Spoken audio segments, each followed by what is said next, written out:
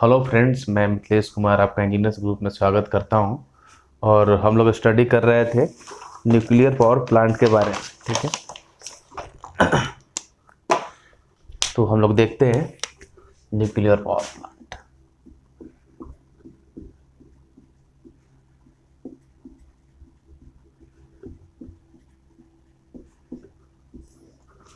आपके नॉलेज के लिए हम बता दें कि पूरे इंडिया के अंदर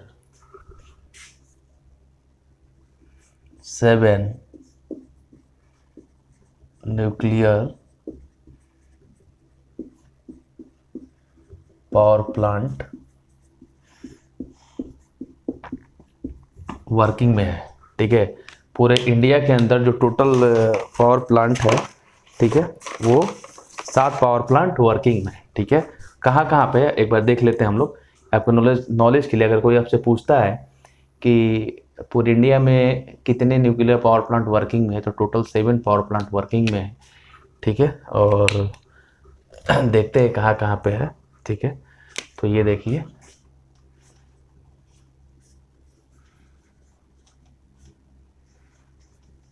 तमिलनाडु के अंदर 2 न्यूक्लियर पावर प्लांट वर्किंग है। ओके,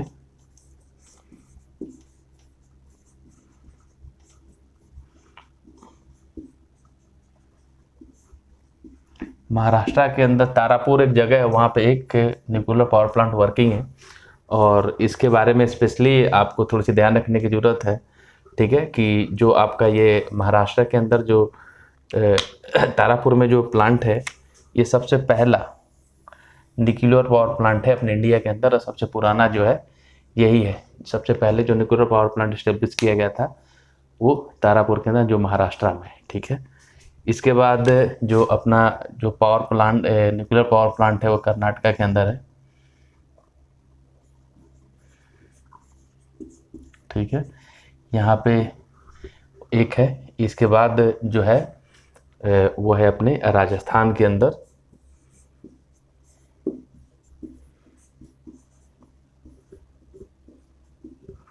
ठीक है, एक जो आपका जो न्यूक्लियर पावर प्लांट है वो है आपका गुजरात के अंदर।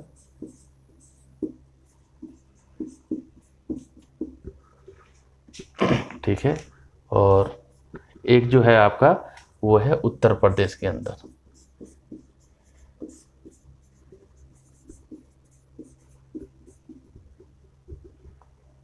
ठीक है, तो इस तरीके से हम देखें कि टोटल जो इंडिया के अंदर जो है वो 7 न्यूक्लियर पावर प्लांट वर्किंग में है।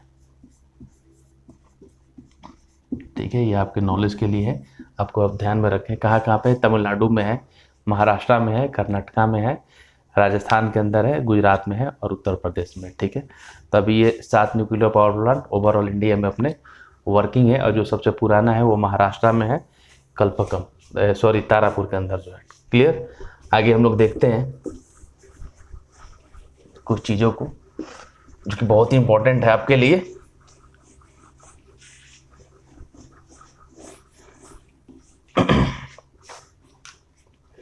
हम लोग देखते हैं एक साइंटिस्ट थे जिनका नाम था आइंस्टीन।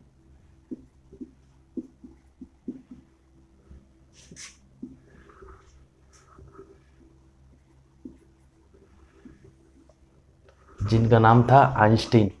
इन्होंने क्या किया, एक मास और एनर्जी के बीच में एक रिलेशनशिप दिया। ठीक है, और उन्होंने बताया कि कैसे इन दोनों में रिलेशनशिप है और कैसे जो है वो न्यूक्लियर फिजन के द्वारा जो है वो एनर्जी रिलीज होती है और उस एनर्जी को हम लोग कैसे हम लोग यूज करते थे। ठीक है, तो इस तरीके से हम लोग देखते हैं कि आइंस्टीन का जो नियम था वो क्या था और किस तरीके से एनर्जी और मास में उन्होंने क्या रिलेशनशिप दिया है और उसका हमारे न्यूक्लियर पावर प्लांट से मतलब कि क्या है। ठीक है, तो इसमें देखते हैं इन्होंने क्या दिया। इनका जो था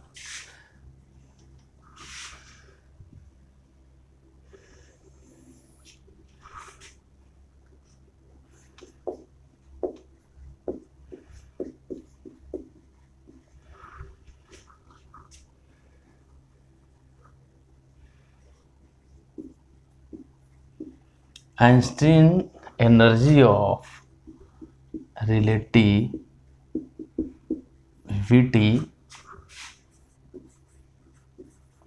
shows that mass and energy are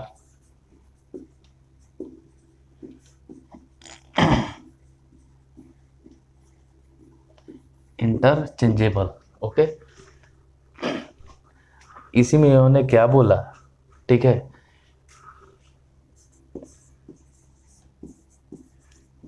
mass is destroyed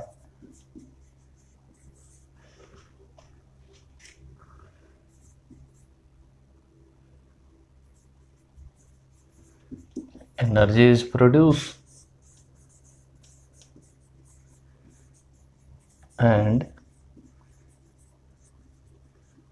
mass can be produced by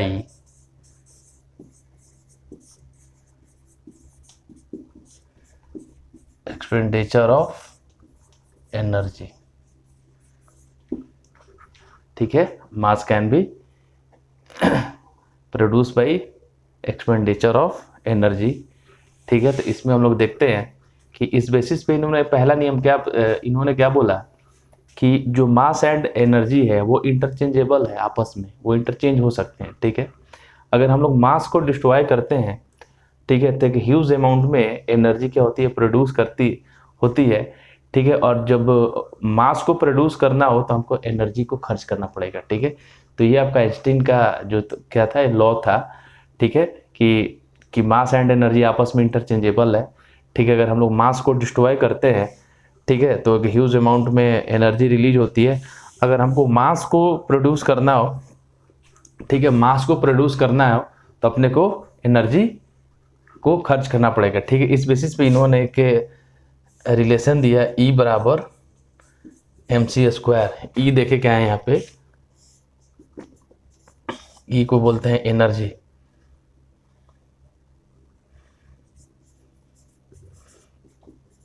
energy in joules. Okay, M क्या है, मास इन किलोग्राम। ठीक है, और सी क्या है, वेलोसिटी ऑफ लाइट। ठीक है, और इसकी वैल्यू होती है, ठीक है, इस बेसिस पे हम लोग देखें तो यहाँ पे क्या बोला गया है,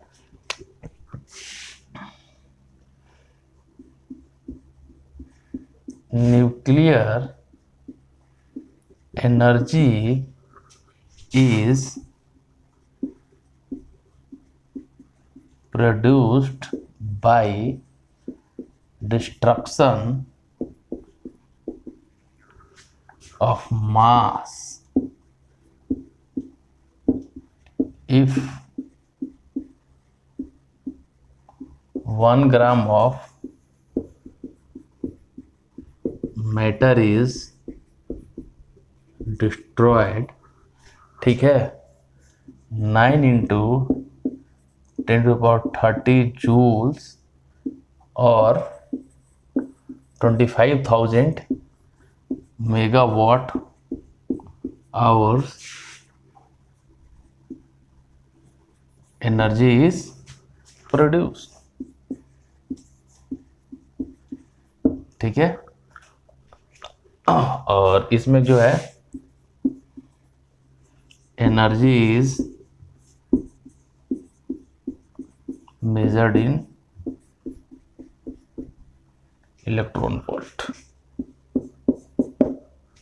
ठीक है, आइंस्टीन के नियम को हम लोग फिर से एक बार देखें।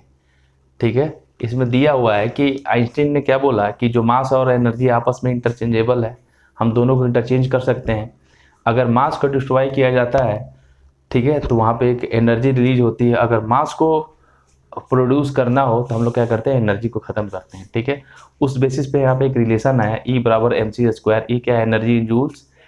ठीक है, एम क्या है, मास जिसको हम लोग किलोग्राम में मेजर करते हैं, एंड सी है वेलोसिटी ऑफ लाइट। तो देखें यहाँ पे क्या होता है कि जब किसी मास को डिस्ट्रक्ट किया जाता है, देन वहाँ पे हमारी न्यूक्लियर एनर्जी प्रोड्यूस होती है। ठीक है, अगर 1 ग्राम मैटर को हम लोग डिस्ट्रॉय करते हैं तो आप देखिए यहाँ पे ये ह्यूज अमाउंट में एनर्जी रिलीज होती है, ये ह्यूज अमाउंट में ये एनर्जी रिलीज होती है। ठीक है, और हमेशा एनर्जी को हम लोग मेजर करते हैं इसको इलेक्ट्रॉन वोल्ट के अंदर। तो ये था आपका आइंस्टीन का नियम। ठीक है, एक बार इसको देख ले कि मतलब कहने का मतलब ये है कि यहाँ पे इन्होंने मास और एनर्जी के बीच में एक रिलेशनशिप दिया है। ठीक है, कि मास और एनर्जी आपस में इंटरचेंजेबल है। अगर मास को हम लोग डिस्ट्रॉय करते हैं, ठीक है, तो हमारी एनर्जी जनरेट होती है, और मास को अगर हम लोग को जनरेट करना है, प्रोड्यूस करना है, तो हम लोग क्या करते हैं, एनर्जी को खर्च करते हैं, एक्सपेंडिचर ऑफ एनर्जी। ठीक है, न्यूक्लियर पावर प्लांट के अंदर हम लोग अगर किसी भी मास को डिस्ट्रॉय करते हैं, देन वहाँ पे मेरी न्यूक्लियर एनर्जी जनरेट होती है।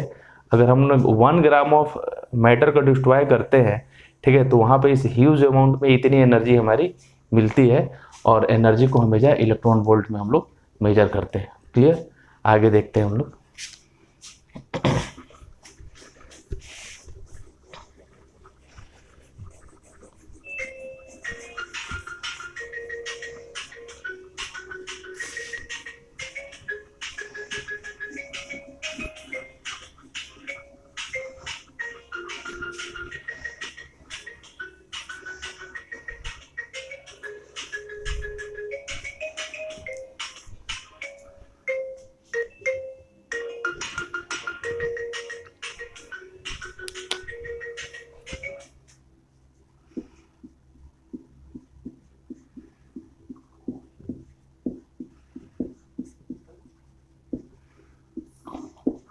आगे देखते हैं हम लोग स्ट्रक्चर ऑफ एटम।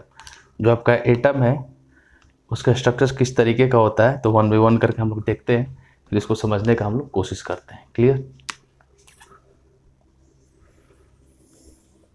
ठीक है, पहला इसमें पॉइंट देखते हैं।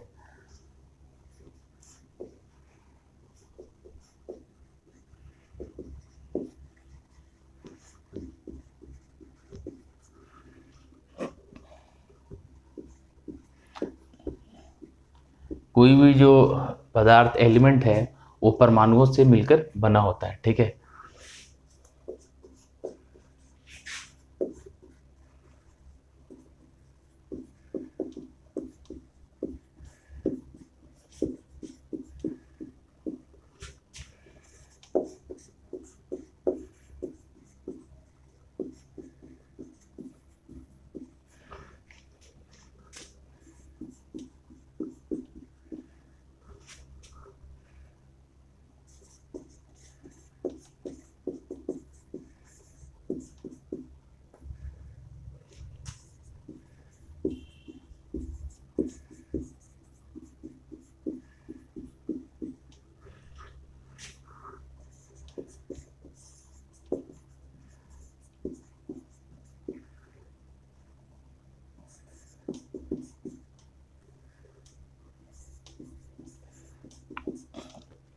ओके, दिया हुआ है कि कोई भी जो एलिमेंट है वो परमाणुओं से मिलकर बना हुआ होता है। ठीक है, एक एटम क्या करता है कि सेंटर में एक न्यूक्लियस होता है, और उसके चारों तरफ जो इलेक्ट्रॉन है वो एक फिक्स ऑर्बिट में घूमते रहता है। क्लियर, अगला पॉइंट देखें।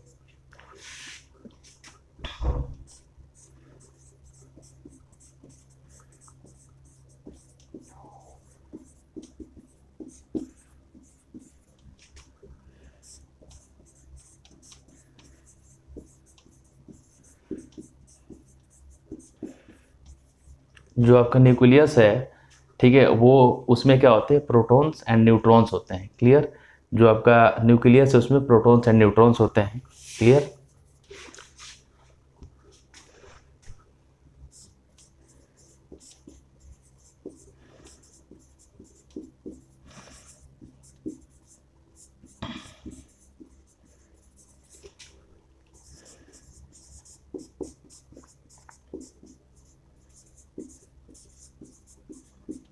Neutrons having no charge. ठीक है, प्रोटॉन्स पे क्या होता है कि पॉजिटिव चार्ज होता है, और न्यूट्रॉन्स पे कोई भी चार्ज नहीं होता है। ठीक है, आगे हम लोग देखें, इसमें। ठीक है,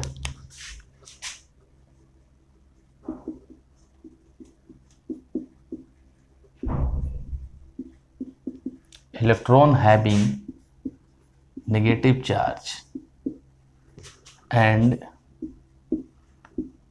इन सिग्नी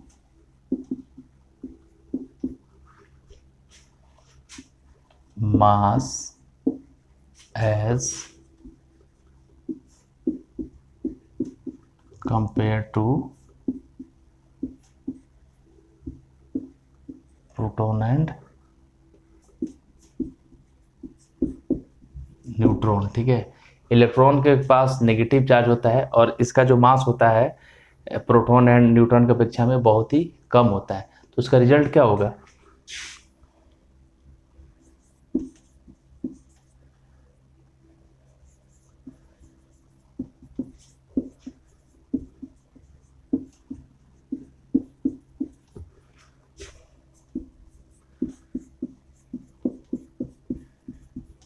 ठीक है, जब इलेक्ट्रॉन क्या करता है, न्यूक्लियस के चारों ओर फिक्स ऑर्बिट में एक चक्कर लगाते रहता है। उसके न्यूक्लियस में क्या होता है, प्रोटॉन एंड न्यूट्रॉन होते हैं। जब आपका इलेक्ट्रॉन के पास बिल्कुल ना के बराबर मास है, तो जो टोटल का टोटल मास है वो कहाँ पे रहेगा? वो कहाँ पे रहेगा? बिल्कुल वो न्यूक्लियस में कॉन्सेंट्रेट रहेगा। ठीक है, क्योंकि आपका प्रोटॉन एंड न्यूट्रॉन का जो मास है। ठीक है, आगे देखते हैं इसमें इस तरीके का है।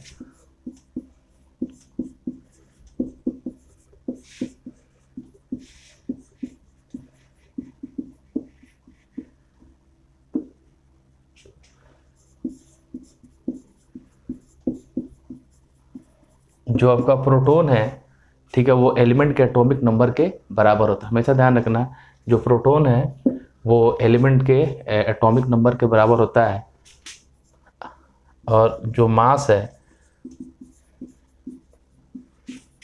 Sum of proton plus neutron. ठीक है, ये जो आपका मास है वो दोनों का सम होता है। ठीक है, जस्ट लाइक अगर हम लोग यहाँ पे कोई एग्जांपल लेते हैं, देखते हैं क्या होता है।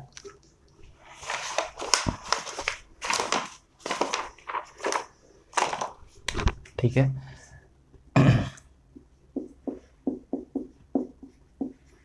नाइट्रोजन जो है उसके पास 7 प्रोटॉन एंड 7 न्यूट्रॉन है। 7 प्रोटॉन एंड 7 न्यूट्रॉन है। ठीक है, तो इसको हम लोग किस तरीके से लिखेंगे, तो हम लोग देखते हैं कि सबसे पहले ये न्यूट्रॉन है। ठीक है, जो प्रोटॉन है इसके एटॉमिक नंबर के बराबर होता है। ठीक है, एटॉमिक नंबर के बराबर होता है और जो मास होता है वो प्रोटॉन प्लस न्यूट्रॉन के सम के बराबर होता है। तो ये भी 7 और ये भी 7, तो ये हो गया आपका 14। तो इस तरीके से एक एटम का स्ट्रक्चर का निर्माण होता है। ठीक है, क्लियर? थोड़ा इसको एक बार हम लोग समझने का कोशिश करते हैं। बिल्कुल सिंपल सा है, रटने की जरूरत नहीं है। मैंने क्या बोला कि matter is composed of atom. कोई भी जो एलिमेंट है वो एटम से मिलकर बना होता है। क्लियर? दूसरा जो पॉइंट है, an atom consistent of nucleus at the centre. ठीक है, एटम के से जो सेंटर में क्या होता है, एक न्यूक्लियस होता है। ठीक है, और उसके and the electron revolving around the nucleus at the fix orbit. ठीक है, और उस न्यूक्लियस के चारों ओर जो इलेक्ट्रॉन है फिक्स ऑर्बिट में घूमते रहता है, चक्कर लगाते रहता है। क्लियर? अगला जो पॉइंट है, the nucleus consistence of proton and neutron. ठीक है, इलेक्ट्रॉन तो उस न्यूक्लियस के चारों ओर चक्कर लगा रहा है और जो उसके न्यूक्लियस में क्या होता है, प्रोटॉन्स एंड न्यूट्रॉन्स होते हैं। कहाँ पे? उसके ऑर्बिट में, बिल्कुल। ठीक है, बिल्कुल उसके न्यूक्लियस में होते हैं। ठीक है, जो प्रोटॉन्स के पास क्या होता है, पॉजिटिव चार्ज होता है और न्यूट्रॉन के पास कोई भी चार्ज नहीं होता है। ठीक है, नेक्स्ट देखते हैं हम लोग। जो इलेक्ट्रॉन जो है वो उस न्यूक्लियस के चारों ओर जो चक्कर लगा रहा है उसके पास क्या होता है, नेगेटिव चार्ज होता है और उसका जो मास होता है बहुत ही कम होता है as compare to protons and neutrons. ठीक है, प्रोटॉन्स एंड न्यूट्रॉन्स। इसका रिजल्ट ये हुआ कि जब मेरे इलेक्ट्रॉन पे कोई भी मास नहीं है तो टोटल का टोटल मास जो है वो कहाँ पे कॉन्सेंट्रेट करेगा, वो न्यूक्लियस के अंदर कॉन्सेंट्रेट करेगा। ठीक है, तो वहाँ वो लिखा है ना कि whole mass is concentrated in the nucleus. आपका जो टोटल जो मास है वो न्यूक्लियस के अंदर कॉन्सेंट्रेट करेगा, क्योंकि जो इलेक्ट्रॉन जो है जो चारों ओर चक्कर लगा रहा है, एक तो उसका नेगेटिव चार्ज है, दूसरे उसके पास कोई मास नहीं है, ठीक है। इसके बाद जो अगला पॉइंट है ध्यान रखने लायक, proton is the atomic number of the element, ठीक है। जो आपका प्रोटॉन है वो किसी भी एलिमेंट के एटॉमिक नंबर के बराबर होता है, equal to the, proton is the equal to the atomic number of element. जो प्रोटॉन होता है किसी भी एलिमेंट के एटॉमिक नंबर के बराबर होता है, ठीक है। जैसे सिंपल से पूछ दिया जाए कि इसमें प्रोटॉन कितना है, 7 है, ठीक है, ये इसके एटॉमिक नंबर के बराबर होता है, ये इसका क्या है, एटॉमिक नंबर है, और ये क्या है आपका, ये मास है, ठीक है। तो वही मैंने लिखा है, जो प्रोटॉन है वो एटॉमिक नंबर के बराबर होता है। जब अपने को मास कैलकुलेट करना हो तो ये क्या होता है, sum of proton plus sum of neutrons, ठीक है। एक सिंपल से मैंने यहाँ पे एग्जांपल लिया कि अगर कोई नाइट्रोजन है जिसमें 7 प्रोटॉन्स एंड 7 न्यूट्रॉन्स है, तो इसका जो हमारा जो है उसका एटम का स्ट्रक्चर किस तरीके से होता है, हमको कुछ इस तरीके से लिख सकते हैं, ठीक है, कि जो आपका प्रोटॉन है इसके एटॉमिक नंबर के बराबर होता है और जो इसका मास है वो दोनों का सम होता है। तो इस तरीके को हम लोग इसको लिख सकते हैं। हम लोग देखें इसको, ये आपका क्या है, न्यूक्लियस है, ठीक है। इसके चारों तरफ क्या होता है, इलेक्ट्रॉन होता है जिसके पास नेगेटिव चार्ज होता है, और उसके न्यूक्लियस में क्या होता है, प्रोटॉन एंड न्यूट्रॉन, ठीक है। इसमें तो पॉजिटिव चार्ज होता है और इस पर नो चार्ज होता है, ठीक है। और जो ये जो इलेक्ट्रॉन है, ठीक है, एक फिक्स्ड ऑर्बिट में क्या करता है, रिवॉल्व करते रहता है, ये घूमते रहता है, ठीक है। और जो इलेक्ट्रॉन होता है, ठीक है, इस पे ना के बराबर ना के बराबर मास होता है, ठीक है। तो जो टोटल जो मास है, ठीक है, वो कहाँ पे कॉन्सेंट्रेट करेगा, इस न्यूक्लियस पे कॉन्सेंट्रेट करेगा, क्योंकि इलेक्ट्रॉन पे तो कोई मास ही नहीं है, बहुत कम मास है। तो जबकि जो प्रोटॉन और न्यूट्रॉन्स है वो आपके न्यूक्लियस के अंदर होते हैं, ठीक है। तो इनके अंदर मास है, ठीक है। तो जो मेरा ओवरऑल जो मास होगा वो कहाँ पे कॉन्सेंट्रेट करेगा, इस न्यूक्लियस के अंदर। तो कहने का मतलब ये है कि जो मास है वो प्रोटॉन और न्यूट्रॉन के सम के बराबर होता है। तो ये होता है आपका, इस तरीके से ये है मेरा स्ट्रक्चर ऑफ एटम। इसको देख ले एक बार, फिर आगे हम लोग कंटिन्यू करते हैं।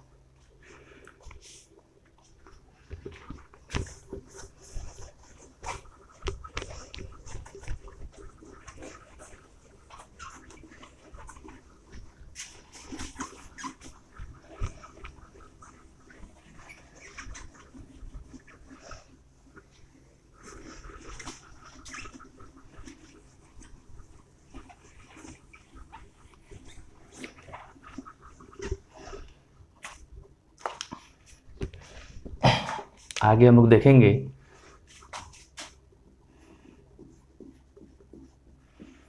Nuclear fission and nuclear fusion, ठीक है। इसमें क्या होता है, न्यूक्लियर फिजन का मतलब होता है, हिंदी में समझे, इसका मतलब होता है कि विघटन, नाभिकीय विघटन, और इसका फ्यूजन का मतलब होता है नाभिकीय संलयन, जुड़ना, ठीक है। तो हम इसको समझने का कोशिश करिए कि न्यूक्लियर फिजन के अंदर क्या होता है, न्यूक्लियर फिजन के अंदर क्या होता है कि एक हेवी एटम होता है, ठीक है, एक हेवी एटम होता है। जब उस पर थर्मल न्यूट्रॉन से बम्बार्ड किया जाता है, प्रहार किया जाता है, ठीक है, तो वो क्या करता है कि दो अलग न्यूक्लियस में स्प्लिट हो जाता है, टूट जाता है। उसके साथ में जो फास्ट न्यूट्रॉन क्या करते हैं, इजेक्ट होते हैं, ठीक है। और इस पूरे प्रोसेस में क्या होता है कि huge amount of energy release होती है। इस पूरे प्रोसेस को हम लोग करते हैं, बोलते हैं फ्यूजन प्रोसेस। इसमें न्यूक्लियर फ्यूजन में क्या होता है कि दो स्मॉल एटम मिलके एक हेवी एटम बनाते हैं, ठीक है। फ्यूजन के अंदर क्या होता है कि दो स्मॉल एटम मिलके एक हेवी एटम बनाते हैं, ठीक है। और देन इस प्रोसेस में क्या होता है कि न्यूट्रॉन्स निकलते हैं, ठीक है। और देन जो आपका जो मास है, ठीक है, वो आपका काइनेटिक एनर्जी में कन्वर्ट हो जाता है, ठीक है। जो हेवी आपका एटम बनता है इस पूरे प्रोसेस में, उससे एक हेवी अमाउंट में एनर्जी रिलीज होती है, ठीक है। तो इसमें न्यूक्लियर फ्यूजन जो है और न्यूक्लियर फिजन, ये क्या है, एक नेचुरल प्रोसेस नहीं है। जबकि न्यूक्लियर फ्यूजन क्या है, एक नेचुरल प्रोसेस है, ठीक है। ये एक नेचुरल प्रोसेस नहीं है।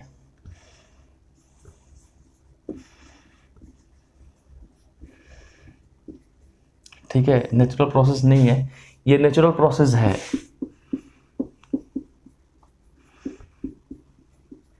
ठीक है, ये नेचुरल प्रोसेस के भी इसको क्या करते हैं लैब के अंदर हम लोग क्या करते हैं कि कोई भी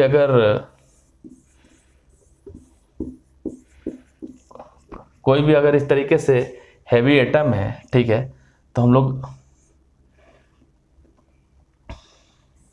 इस पे क्या करते हैं कि थर्मल न्यूट्रॉन से क्या करते हैं, प्रहार करते हैं। तो देन ये क्या करता है कि दो छोटे छोटे न्यूक्लियस में कन्वर्ट हो जाता है, देन यहाँ पे मेरे कुछ न्यूट्रॉन्स भी रिलीज होते हैं। ठीक है, और इस पूरे प्रोसेस में क्या होती है मेरी, जब ये विघटित होता है, टूटता है, तो ह्यूज अमाउंट में एनर्जी मेरी रिलीज होती है। ठीक है, जबकि इसमें सेम चीज़ क्या है कि अगर इस तरीके से दो स्मॉल एटम मिलके एक बड़े एटम का निर्माण करते हैं, ठीक है, तो इसमें क्या होता है कि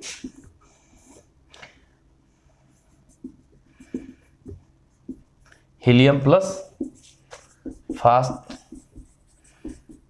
न्यूट्रॉन बनता है और एक ह्यूज अमाउंट में एनर्जी रिलीज होती है। तो हम लोग क्या बोल रहे थे कि एक नेचुरल प्रोसेस नहीं है। इस लैब के अंदर हम लोग क्या करते हैं, बम्बार्ड कराते हैं।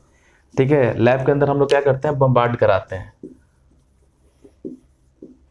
एक प्रहार कराते हैं। ठीक है, जबकि न्यूक्लियर फ्यूजन जो है वो इन्वर्स में होते रहता है। ठीक है, जितने भी स्टार है वो न्यूक्लियर फ्यूजन प्रोसेस को अपनाते हैं। उनको एनर्जी कहाँ से मिलती है, न्यूक्लियर फ्यूजन प्रोसेस द्वारा। ठीक है, इसका ड्रॉबैक यही है कि इसको स्टार्ट करने के लिए काफ़ी ज़्यादा हीट और प्रेशर की रिक्वायरमेंट होती है। जैसे सूर्य भी क्या है, एक तरीके का आपका स्टार है, और उसमें भी न्यूक्लियर फ्यूजन होता है। उसमें क्या होता है, न्यूक्लियर फ्यूजन प्रोसेस होता है, और उसमें क्या होता है कि दो छोटे छोटे हाइड्रोजन मिलके हीलियम का निर्माण करते हैं, और एक ह्यूज अमाउंट में एनर्जी रिलीज होती है, ठीक है। इसी तरीके से हम लोग देखें कि इसमें न्यूक्लियर फ्यूजन में क्या होता है कि जैसे एक कोई स्टेबल अनस्टेबल जैसे एटम है, बड़ा सा एटम है यूरेनियम U-35, तो वो ब्रेक हो जाता है। ठीक है, और ब्रेक होके दो न्यूक्लियस का निर्माण करता है, और उसके साथ में जो अलग से जो न्यूट्रॉन्स निकलते हैं, वो न्यूट्रॉन्स क्या करते हैं कि फिर से इस प्रोसेस को कंटिन्यू करते हैं, और फिर देन अनदर जो हैवी एटम है उसको बम्बार्ड करते हैं। तो ये प्रोसेस कंटिन्यू चलते रहता है, और इसको हम लोग बोलते हैं चेन रिएक्शन।